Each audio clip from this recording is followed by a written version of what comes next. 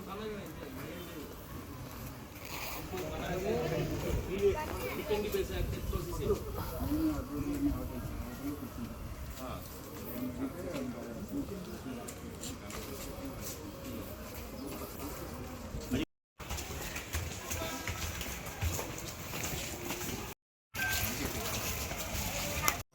Cyclone సందర్భంగా జిల్లా యంత్రాంగం అదేవిధంగా పోలీస్ శాఖ అన్ని రకాల చర్యలు తీసుకుంటా ఉంది. ముఖ్యంగా ఎన్టీఆర్ పోలీస్ కమిషనరేట్కి వచ్చేటప్పటికి మనకు మేజర్ ఇష్యూ ఈ కొండ చర్యలు దిగువన ఉన్న ప్రాంతాల్లో ఉన్న ప్రజల్ని ఎవాక్యువేట్ చేయడం అనేది ఒక పెద్ద ఛాలెంజ్. మనకు ఒక 150-200 హౌసెస్ వరకు అలాగా కొండ చర్యలు దిగువన కొన్ని హౌసెస్ ఉన్నాయి. లాస్ట్ టైం మార్చివరంలో కూడా ఒక 5-6 మెంబర్స్ చనిపోవడం మనకు అందరికీ తెలిసిందే. సో కాబట్టి ప్రజల్ని అప్రమత్తం చేస్తున్నాము.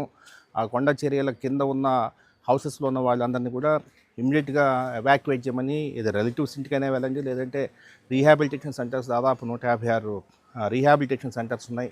రీహాబిలిటేషన్ సెంటర్స్కి వెళ్ళమని చెప్పేసి మనము రిక్వెస్ట్ చేస్తున్నాము. మండల్ టీము అదేవిధంగా విఎంసీ కావచ్చు, తర్వాత ఎంఆర్ఓ కావచ్చు, ఎస్హెచ్ఓ కావచ్చు, ఇదంతా కలిసిపోయి చెప్తున్నారు. కొందరు సహకరిస్తున్నారు, కొందరు సహకరించట్లేదు.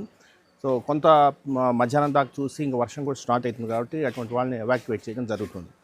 అదేవిధంగా పోలీస్ శాఖ అన్ని లాజిస్టిక్స్ కూడా మనం అక్వైర్ చేసుకోవడం జరిగింది. ముఖ్యంగా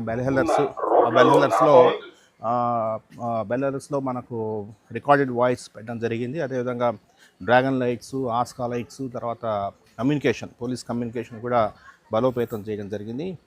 మనకి 42 డ్రోన్స్ ఉన్నాయి. డ్రోన్స్ కూడా ముఖ్యంగా మనకు ఒక జిల్లాలో ఒక 75 ప్లేసెస్లో వాగులు వంకలు ప్రవహించే అవకాశం ఉన్నందువలన ఆ వాగులు వంకల వాటి డ్రోన్ పిక్చర్స్ ద్వారా సునిశ్చితంగా పరిశీలిస్తున్నాం. అదేవిధంగా ప్రతి 605 మన సెక్రటేరియట్స్ ఉన్నాయి, సచివాలయాలు ఉన్నాయి. ఈ సచివాలయాలను కూడా ఆ సచివాలయం ఎలా కమ్యూనికేట్ చేయాలి, ఒకవేళ మనకు సెల్ ఫోన్ వ్యవస్థ అనేది మనకు దెబ్బతింటే కమ్యూనికేషన్ ఎలా చేయాలని దాని మీద కూడా వర్కౌట్ చేస్తున్నాము. మనకు 4 రిపీటర్స్ ఉన్నాయి. ఇంకొక రిపీటర్ కూడా పెట్టి మనము అన్ని ఏరియాస్ కూడా కనెక్ట్ అయ్యేటట్టు చూస్తున్నాము.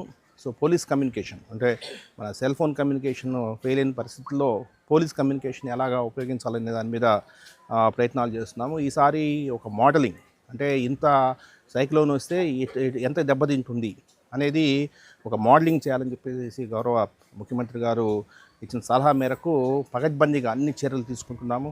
సో ఏది ఎలాగ దెబ్బతింటుంది అన్న విషయాన్ని అంచనా వేసేసి ముందుకు వెళ్ళాలనే ఆలోచనతో అన్ని రకాల చర్యలు తీసుకుంటున్నాము.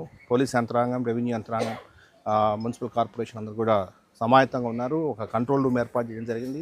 ప్రజల్ని అప్రమత్తం చేస్తున్నాము. వాట్సాప్ ద్వారా కొన్ని ప్రజలకి చెప్తున్నాము. ఎటువంటి సమస్య ఉన్నా కూడా 112 కానీ లేదంటే డైల్ 100 కానీ ఫోన్ చేస్తే పోలీస్ శాఖ మీ ముంగిట ఉంటుంది. పోలీస్ సిబ్బందిని కూడా సమాయత్తం చేశాము. టోటల్ అందరిని కూడా స్టాండ్లో పెట్టడం జరిగింది. సెలవుల్లో ఉన్న వాళ్ళని వెనక్కి పిలిపించడం జరిగింది. చాలా అప్రమత్తంగా పోలీస్ శాఖ ఉంది. అందరూ కూడా 24/7 రోడ్ల మీద ఉండేటట్లు కార్యక్రమాలు చేపడుతున్నాము.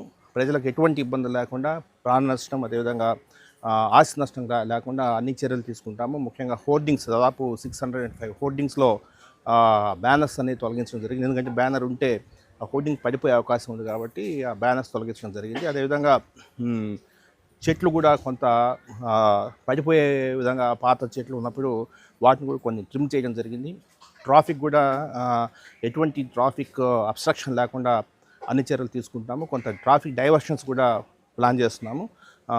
హైవే మీద వెస్ట్ బైపాస్ని ఉపయోగించుకుంటూ విజయవాడ నగరంలోకి పెద్ద పెద్ద లారీలు తర్వాత ట్యాంకర్స్ రాకుండా అన్ని చర్యలు తీసుకుంటున్నాము.